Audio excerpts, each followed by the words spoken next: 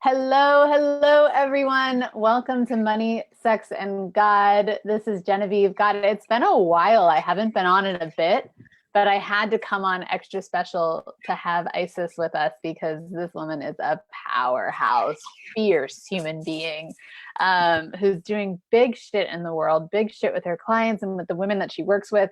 And I am so super excited to have her on to talk about some really edgy novel things. So as you're coming on, what I'd love for you to do is to say hi, let us know where you're watching from.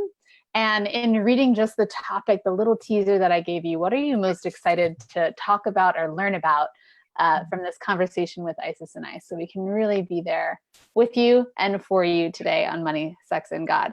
So a little bit about this amazing fucking badass human that I have with me today. So Isis, you've done a ton of really cool stuff. Like body psychotherapy, you've had hypnotherapy training, tantra training, and you're writing this book called Feral Female, which is just so yum in my system. And you've gotten, the ability to really play in this realm for a while. So, I mean, I consider you a master of your craft. So I'm very, very excited to have you here. Thank you. Thank you. Yeah. And I can't wait to jam with you. So coming on, can you just tell us a little bit about kind of why this, I guess what I'm most interested about is like, how did you become a feral female? Were you always one? Did it, yeah, like I'm curious about the journey of it, because there's probably women that are craving that are like, how the fuck do I get to do that? Right. So tell us a little bit about that if you could. Sure. Well, feral implies that you were caged and then you find your wild again. So I definitely I definitely know the cage really well. I know trying to repeat the masculine model, pushing really hard, feeling intensely contracted, feeling completely disconnected from my sensuality, my sexuality, feeling kind of in that half-life that you talked about in one of your recent Facebook posts, where you're not alive, but you're not dead. And yet something inside of you that's like, this can't be it. Right. Performance can't be it. Like there's some spark here that's yelling at me in the quiet moments, whether it's right before I go to sleep or a moment of beauty that takes me off guard. And that's what I am, not all of this pretending. And I also experienced a lot of what can happen physically when you're that contracted and you're that much in your mask really quickly. So I have a respect for that. And I think that's what brought me really early into this process of unwrapping. Right? Because it's not about becoming feral, it's about allowing yourself bit by bit to actually see who you are, like unwrapping a present. So I started that at 13, and I think like you, that's what allows me to really work with other people, is that I know the road so well. So it's not book knowledge. It's like, oh, you tried to take a nap in the snow? I know what that feels like. Totally. The embodied experience. I'm curious about, I've seen this a lot. I saw this in myself. I had a chronic illness before my unwrapping. I love that you said unwrapping, but I spent 9-10 months stuck on a couch with watching my son play and couldn't play with him. And I know that illness that appears in the body, and I'm curious what you've seen in terms of physical manifestations of these conditionings. Yeah, I mean, for me, around 13 years old, I couldn't sleep. I had IBS. Like I would literally push all day, get 3 hours of sleep, and then keep pushing. So I was sick all the time. Also in the Kundalini process, which you and I know visibly, a lot of people say it, it's like, ooh, Kundalini, like let's try this new shiny thing. But here, like I was crawling to the bathroom, I was scratching my legs till they bled. Like it was a really painful process, especially because I didn't know what was happening and there weren't people to help me like you help people now. So I've also had a surgery and then went into a vasovagal state for about 2 months where I was almost passing out all the time. So I have a lot of respect for the nervous system, and I have a lot of respect for how things filter through the layers and then become physical. The only thing that can happen, of course, you can get like a bug and then you need to deal with it on that level. Yeah. But I know what it's like to be shut down, to have to go deeper into what's happening. And I think a lot of people know that, even if it's more on the surface. They find themselves drinking coffee all day or drinking wine all day or doing these little medicinal things to just try and take the edge off of that piece of themselves that's like, hey, no. With your illness, what was that like? So that was the beginning of the Kundalini, the big Kundalini process. I remember that during the illness, I could feel pain around my vulva, internally in the vagina, perineal area. So I kind of had a feeling, and I thankfully had Jaya's support. I had a sex coach at the time.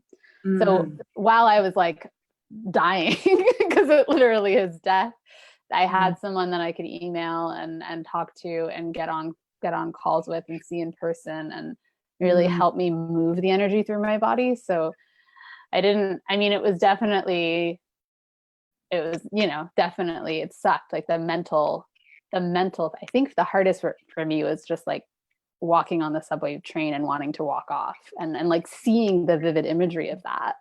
Yeah. Because a part of us actually does want to die in that process. It's like, it's calling us to die, right? That wants us to strip it away. And I thankfully had Jaya again to help me understand that's what that was. It wasn't like a deep, like mental problem. It was more like, no, your ego is actually asking you to kill it off. Like it's done right now. And it wants to go, and all your identities are asking to be ripped open. And that was so supportive for me. And I love hate, but I see my clients going through the same thing. I'm getting these emails and seeing and talking to them and seeing them go through the same thing, and just kind of going, I trust that. I trust the energy that is arising. I really do. I've seen it over and over and over again,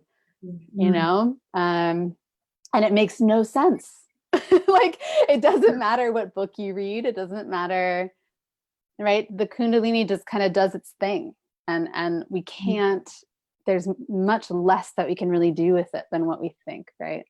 And the more we allow ourselves to just fall back into it, it just appears, right?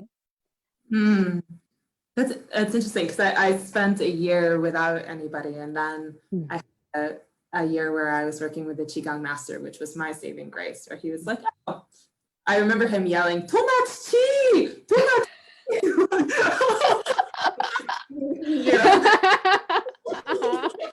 but he knew how to work with it. And I think from him, I saw the beginning of like, yes, in a way, Kundalini is just it's gonna tell you, it's gonna wake you up. It's gonna trigger all the things that you hid in the little black box. And then how we can hold it is to try and unravel it before the Kundalini hits it too hard, and then cause a physical reaction, and then also have the grace to kind of help it move more gently and help our clients not contract on it. Yeah. Having a year where I was fighting it and I didn't know what to do. I tried eating meat. I tried anything. Yeah. Right? I just wanted to shut that shit down, because it felt so scary to know that something internally was just like, you're going to be who you are regardless. Like, you made a choice, and who you are and who you think you are might not be the same. Hell no, I'm from Jersey. I'm just going to hold.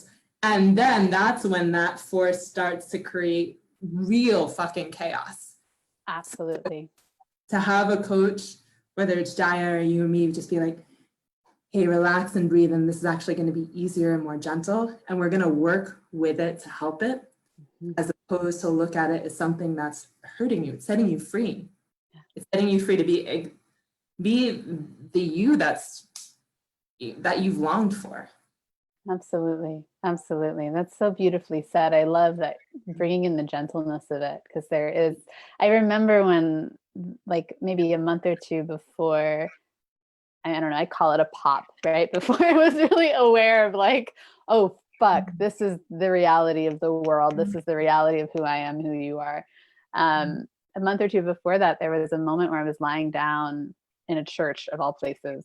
I don't know. When you're in the middle of a Kundalini, you just go, right? You just like, I'm going to go and figure it out. And I remember getting the transmission. Something inside of me was like, why don't you just relax, Genevieve? It was like this moment of like, oh, okay. Even like, and deep fear into the relaxation. It was so scary to be able to relax when you're in that space. So oh my God. I mean, that's one of the biggest things that I do with people is help them relax into the process. And also I know what it feels like to not relax because I did it for so long with like passion and determination. Like I didn't get that memo of just relax. I'm like, I'm gonna beat you. yes. I don't know what it is, but I'm gonna beat it somehow. I'm gonna control it. And that had been my lifelong strategy with everything. So fix it and fix it and fix it and find the best, be better at it. Right. My control and my safety is in understanding what everything is. And I think that's one way that there's this dissolution into the feminine where it's like, hey, something larger is holding you. Mm-hmm. And for me, I was like, that took me another 10 plus years to really understand that in my body. Yeah, that's beautiful. What a fun shift of paradigm. And yeah, really, I can feel that in my body when you say that. Just to recognize that, I mean, there's such a desire in my clients kind of collectively right now to feel safe in their bodies. Yeah. And it's because, right, it's such an interesting thing. And I'm watching them and just gently holding them there because there's that desire to find safety in their body is simply the desire to just know that they're held, right? To just feel that holding. Right. And they keep trying to hold themselves or someone else hold them. But in reality, it's not a person that can do the holding. It's not a skin suit, meat suit human, right? And that's just a process of seeing that and experiencing that falling back. So yeah. There's also that little edge where you go over what you know you can do, what you know is safe.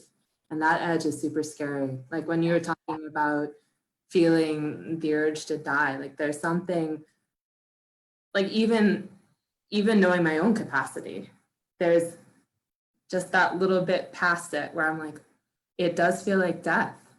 Yeah. It feels like, I don't know if this is going to be okay. And that's where the expansion and the freedom is.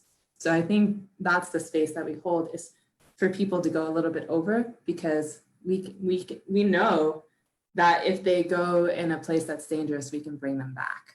Yeah. And there's such a beautiful distinction, just to loop it around to that place of going over isn't the place of pushing harder, right? Which is what we're used to, is like, I'm just gonna climb faster. Right? It's a beautiful place of a almost like a free fall, right? A little bit more of a free fall feeling. It's weird. I mean, it's super fucking weird and super fucking scary, and I'm not going to sugarcoat it. Like, it's not, right. You know? It's also like orgasm. I mean, people are scared of pleasure and sexuality for this reason too, because there's a place where you go over your own edge and you don't have control. Yeah. I think a lot of what we're teaching, correct me if I'm wrong, is how to get comfortable not being in control. Yes. Yes. And this is, this kind of loops around to the topic that we wanted to speak on in the first place, right? Of like a powerful woman, which, we've seen as women that push, women that know how to control. They can probably control the whole world if they were given the opportunity, right? They have that weight on their shoulders. I always see tension all over here, right? Do they need to be topped in order to release and relax, right? Do they need to experience the art of almost submission in order to surrender, or can they do it without that outside force? So yeah, just to play it, right? I mean, I don't know if I even know the answer right now. I know. Is it okay that we don't know, guys? Is that all right that we're just gonna kind of play with this and see what appears? I proposed these topics and then I was like, oh shit, Isis, you're just gonna be like riffing on these living questions that came up in our original conversation together. You know, I think it can be both. I think about working with clients who have really big energies, and there's something that's so delicious for them around feeling a really strong container, right? Like having me be like, go, I've got it, and really hold a very strong masculine energy, and being able to push against me, being able to test the edge.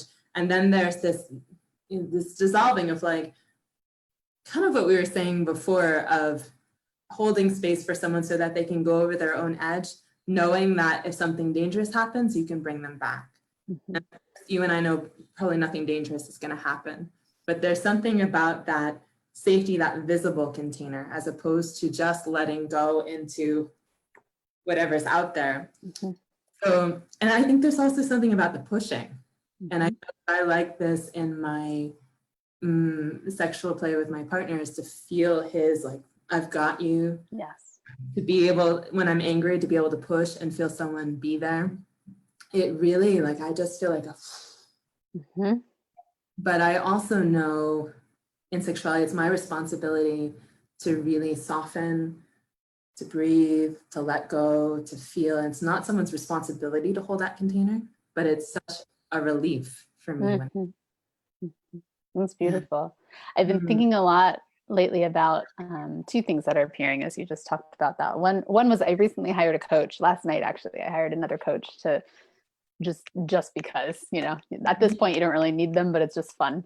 So I hired a coach, and I said to him, I was like, I know that if you and I were in a wrestling match, I don't know if I'd be able to beat you.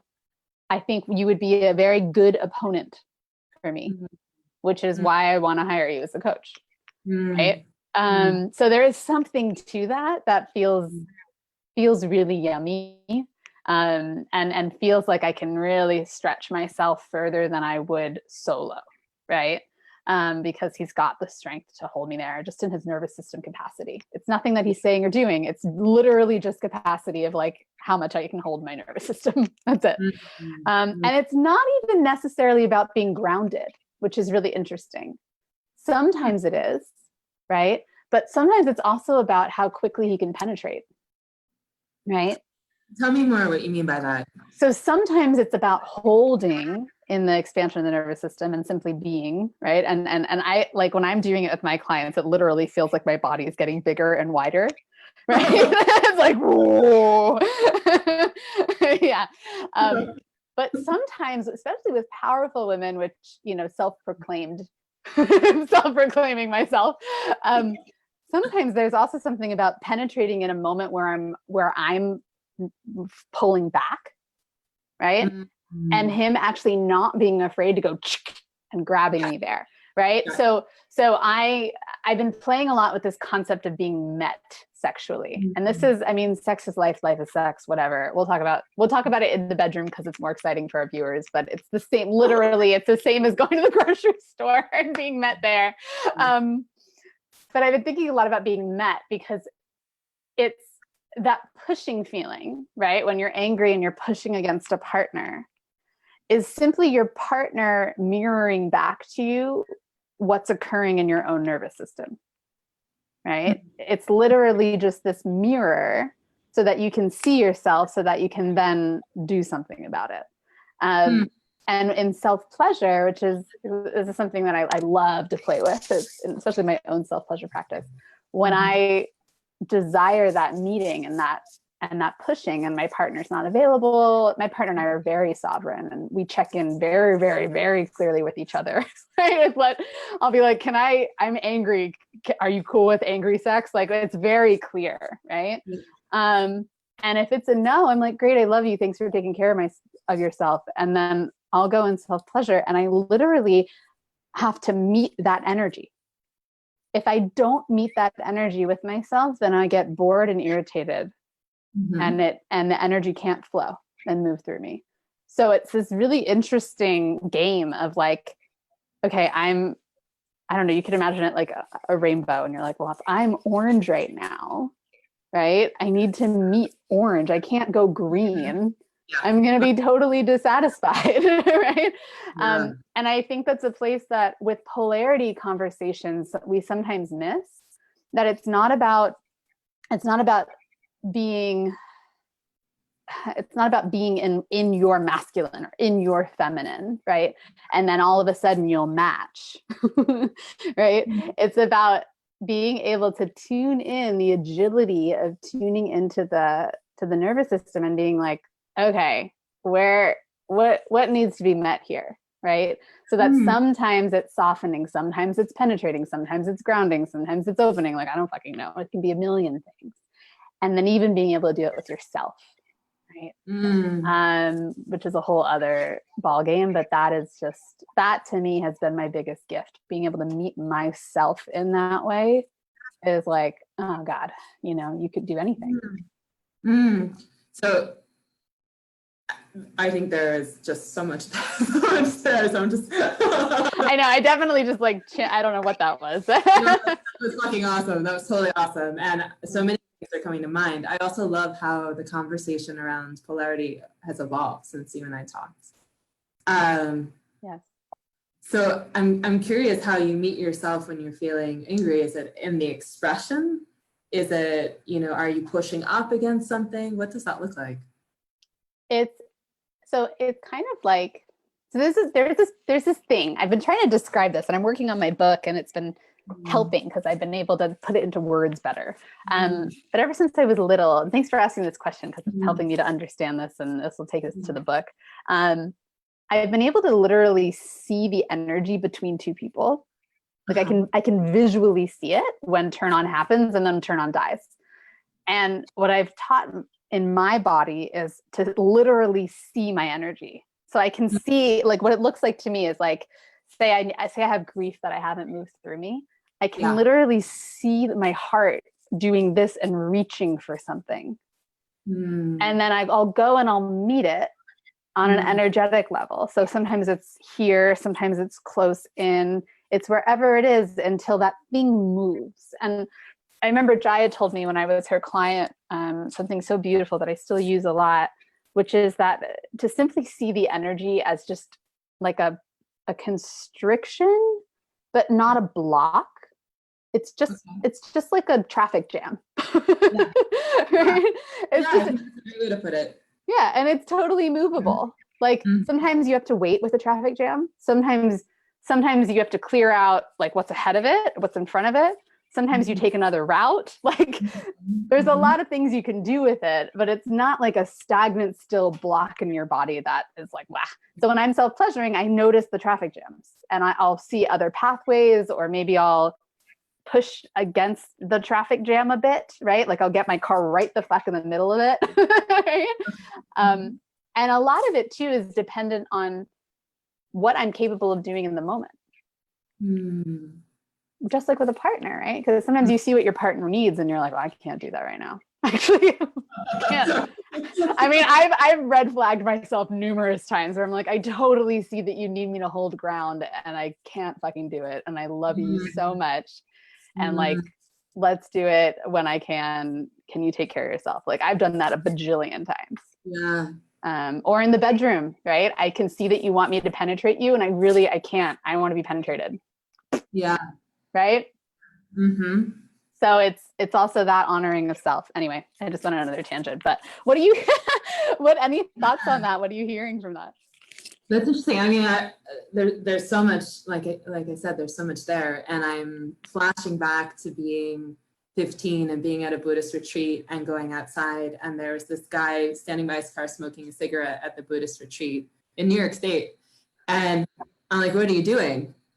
And he said, I'm meditating. And that's often how I describe meeting the intensity, like you were talking about. Sometimes I'm heavy metal, sometimes like there's a softness there. So I think there's truth in that. And they actually teach that in NLP, that if somebody is angry, to meet them at a louder volume so they feel seen and heard and met. So I think there's definitely something there. But then I also heard you say something about holding a container for someone when they're having an experience. And I think that's more of how I think about the masculine and feminine energies, even if they're not specific to gender, but holding space. Like, for example, if I'm really angry, what I want is someone to really just stay there and to be there. And for me,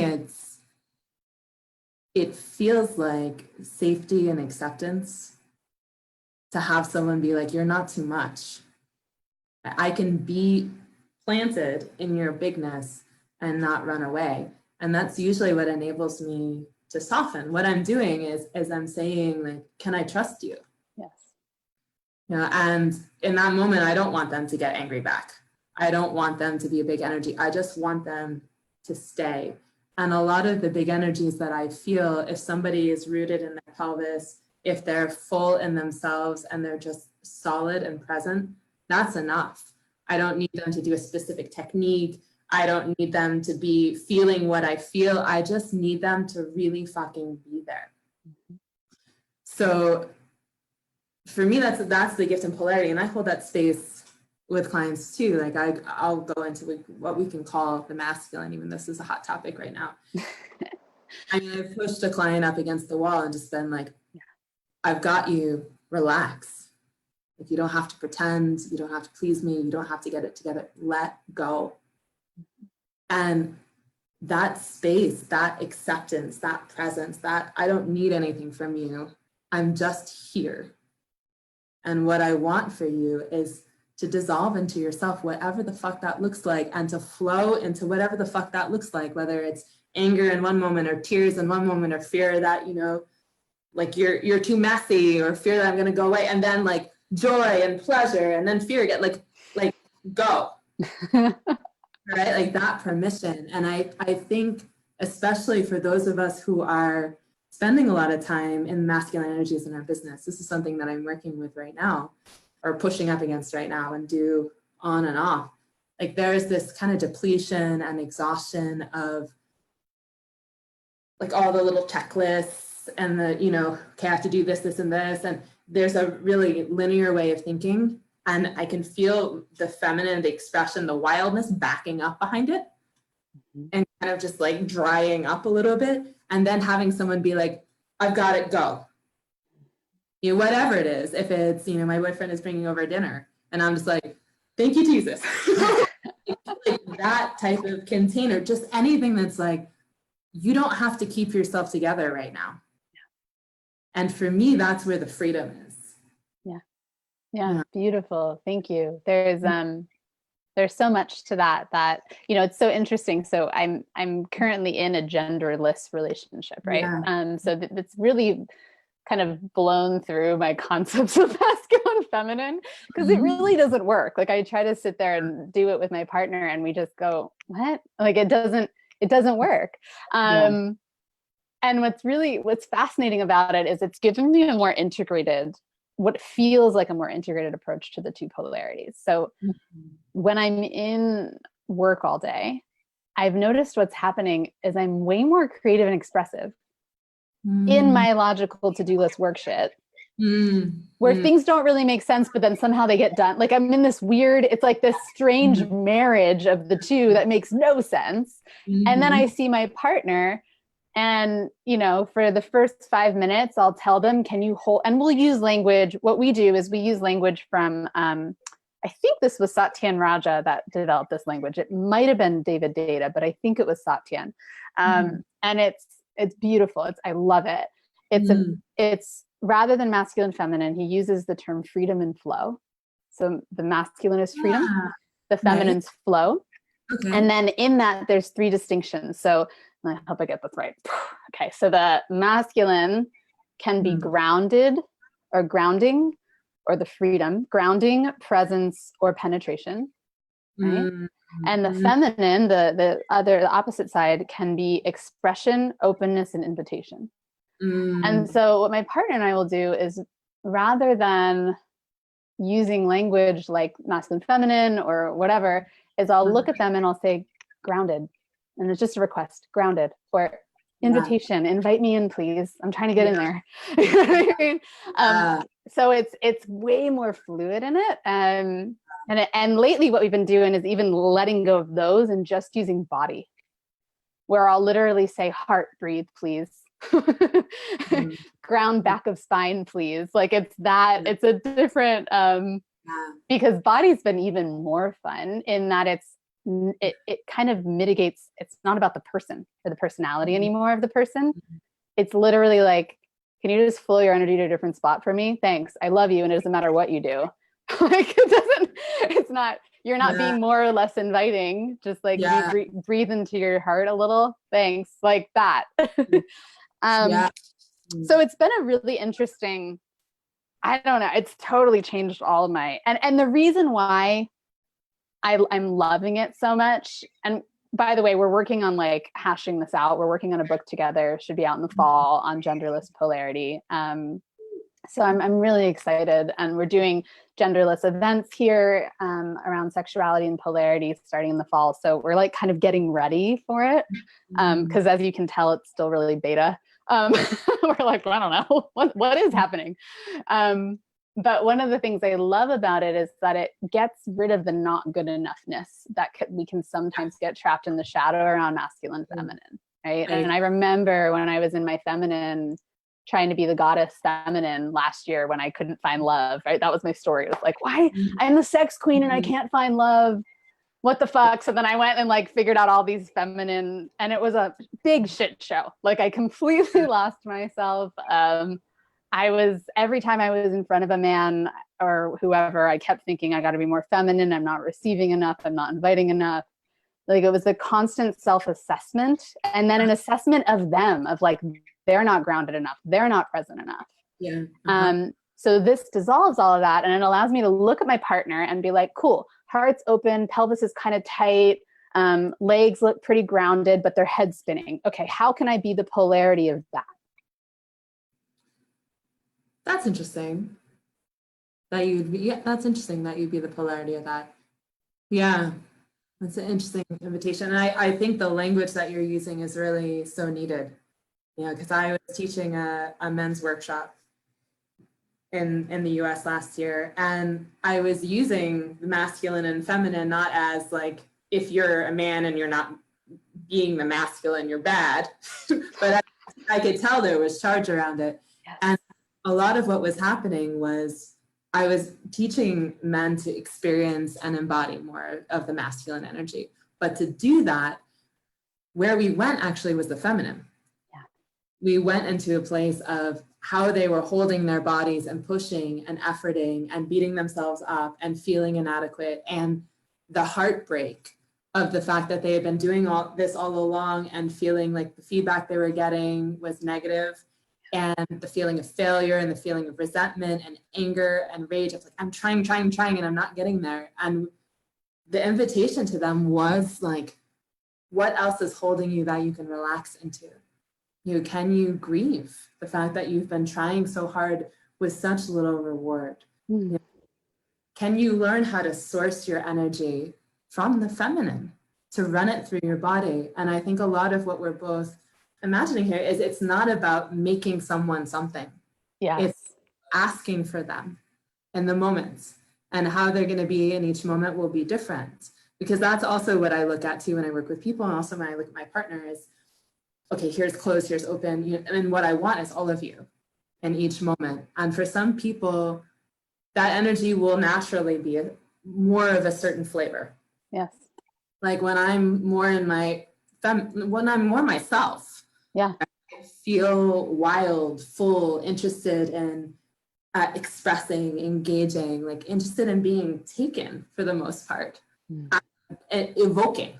And if that looks like, attacking in a sexy way, but like I relate to that wildness, that fullness, like that feels more of my natural flavor. And when I feel like I'm penetrating, for the most part, I feel like I'm not myself. So I'm wanting to be with a partner who's naturally in themselves, whether it's a man or a woman or something else. Like is a complement to that. And so that when we're asking for each other, like that's where the juice is. Mm-hmm.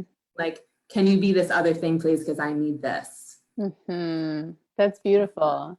And, you know, just makes me think about one thing that has been coming up for my partner and I is recognizing, and I'm seeing this with couples that have been together for a really long time too. What if every day that you looked at your partner sexually, they were a completely new person? Like, what if their identity fucking shifted every single time? So that there's no essence of them that you're looking for. You're simply looking for like a oneness between the two of you. So it's not about you and it's not about them, right? And just a little story around this of how I've been kind of playing in this. I was so when I was a pro dom, I was very in my masculine penetrative energy, right? Like all day long, it's all I did. I was really good at it, right? And I sexually used, you know, I was fucking people with dildos often, right? Like that was my thing that I did. And I loved it, right? It gave me so much power. I claimed my masculine. I healed my masculine. I felt powerful and strong. Made a lot of money. Like it was great. I was totally a man in that time. It was awesome. And then I went to this place with my partner where I was like, I don't want to do that with you. Like, I don't want to do that because it feels this. And I had all these stories wrapped up. And my partner was like, fuck, like sometimes I want that, you know what I mean? Like, and we were in this and we were both okay with it not ever happening. Right. But then I looked at myself and I was like, why am I identifying myself with the one who can't penetrate anymore? Why am I identifying penetration with something that it's not? Why, like, look at all these stories that I'm attaching to it. And look at how, like, I remember the first time I penetrated my partner, I cried. I was in deep shame of like, it's not okay for me to like this. I'm supposed to be a woman, right? Like I had a whole thing. It was fascinating. And I was like, what if every single time, every single day that I wake up in the morning and every night, it's literally just like, there's no me. And I can just slap on whatever energy that needs to happen in the present moment for what's here. Right. And do the same for my partner and for my clients and for the people that I love, so that we're literally looking at someone every day as if we've never seen them before and we have no idea what their essence is, because it will shift and change. Right. And a true essence is simply oneness and openness and like just being here. So it's just an interesting game to play in. And I think there is a certain aspect of like, well, yeah, Genevieve's bubbly and fiery, like, and I don't think that'll ever change. You know what I mean? So there's some bits of the energy, but there are times when I'm really not, you know? And rather than look at that as not me, I can look at that as like, no, it's also me. That's also me. That's also me. That's also me. So yeah. Yeah. I see what you're saying. And it was that piece at the end where I'm like, okay, now I'm with you. Because I do believe we are like a cacophony of flavors, and some of them are pretty consistent. But, you know, when we're expressing who we genuinely are, but that we also step in and try on other things. And that it's almost like guest flavors. Totally. I remember saying that I wanted to fuck everyone on earth through one person, because it is that feeling of, at some point, if you allow the expression to move, whether it's something clearing, whether it's some energy that you're trying on in the moment, or some, you know, flavor of expansion, you will be all these different things. Yes. So yeah, but I also feel like we do choose someone who is a complement and who is a living invitation for us, and that there is some solid dance in that that's more than just being everything. Cool. That's like our personal unwrapping. You know? Yeah. Through pain or pleasure, you know, through trigger or ecstasy. I think that's also something I honor about the people that we choose. Right? That it's not just the universal, it's also the personal. Beautiful. Yeah, I love you. Thank you for speaking to that and just the different layers of experience and what's occurring here, you know, in this space. There's so many layers. Yeah. That's so yummy. Yeah. Thank Mm. you. I love Yeah. it. This conversation is so good. I mean, I just love talking to you. We just keep talking forever. I see I don't know, I just see when I look at you, I see a woman on in her full purpose and just like living in your full purpose without it being this thing that you need to do for your ego, right? Yeah. Like you're just in it because it's like this is what I'm doing. Like it's just like here I am. And I can really see that, and it brings relief through my body. So I felt the same way looking at you, actually. When I saw a live you did with someone else, and I'm like, I feel her in this. This isn't a shtick, you know, like this is lived. yes.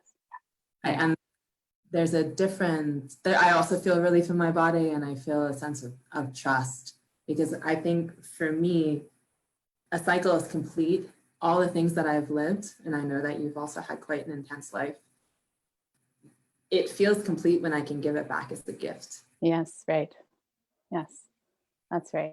Yeah. And that's it at this point, right? I wake up in the morning and it's like, I don't even know. I don't need to do anything for myself anymore. I'm good. Like I'm literally like, how can I just watch more people blossom, right? Or just have that because it's just fun. It's just why not, you know? Why not? Well, for me, it feels like a relief to see, you know, as somebody who's an empath, to see this alignment happen, to see this freedom happen. It's like, you know, watching stars be born, and I just sort of like, oh, thank God, you know. Exactly. Yeah, nice to meet you, you know. Yes, exactly. Oh, it's so good. Well, in wrapping, you know, anyone that's been watching this on replay or live, if you consider working with Isis, I give you my full yes, go for it, jump in, get on board. Fuck, I want to work with you just for fun. I love it. Yeah, like, can we just, why not? It's just, yeah, like for sure. And so you do what I do, which is consultations with people, right? If they're interested in working with you, or like a free call or something. Yeah, actually, just so I don't forget, I'm starting enrollment for my next 6-month group. Amazing. So it will be 10 women, so female identified, and a really deep dive into the unwrapping, into the sensuality, into pleasure as a core of our life and our birthright. And so if anyone is interested, I'll make sure to put a link for a free 20-minute call and just explore. Great. Thank you so much. You guys get on that. You're going to want that. Right. If you're my clients, I highly recommend working with both of us, right? If you're watching this. Yes. That's a really good idea. Awesome. Isis, thank you so much for just being. Thank you so much. It was so good. I'm like, to see you today. And those of you that watch, please give us 1 or 2 insights that you can ground from this. Right? Really ground into like, what can you take now into your life? What are some things that are going to start percolating in your body? And if questions arise or personal questions arise, you can totally ask us, and we'll get back to you when we can. So yeah, awesome. All right. Thank you so much, love. Bye.